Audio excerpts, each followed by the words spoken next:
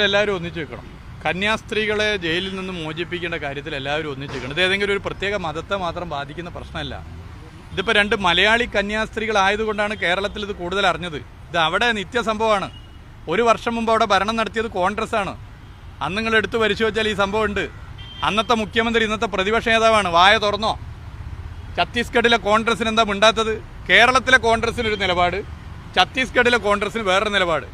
അതുകൊണ്ട് കേരളത്തിൽ സ്ഥിരമായി വന്ന് ഇതിൽ ക്യാമ്പയിന് നേതൃത്വം കൊടുക്കുന്ന ദേശീയ നേതാക്കന്മാർ ഛത്തീസ്ഗഡിലെ കോൺഗ്രസിനെ കൂടി ഒന്ന് ഉപദേശിക്കാൻ തയ്യാറാവണം.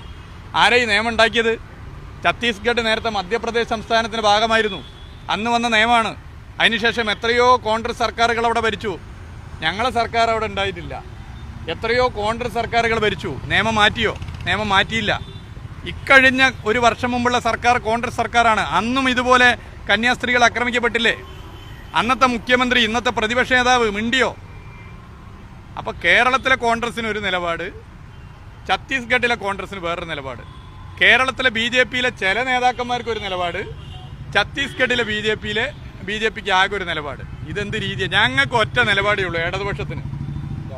ആ നിലപാട് ഞാൻ പൂർത്തീകരിക്കട്ടെ. ആ നിലപാട് ഇത് ഏതെങ്കിലും ഒരു പ്രത്യേക മതത്തെ മാത്രം ബാധിക്കുന്ന പ്രശ്നമല്ല. ഇത് ഇന്ത്യൻ മതനിരപേക്ഷതയെ ബാധിക്കുന്നതാണ്, ഭരണഘടനയെ ബാധിക്കുന്നതാണ്. ജയിലിനുള്ളിൽ കിടക്കുന്നത് ഇന്ത്യൻ ഭരണഘടനയാണ്, ഒരു കന്യാസ്ത്രീകൾ മാത്രമല്ല. ഇതാണ് ഞങ്ങളുടെ നിലപാട്. ഓക്കെ.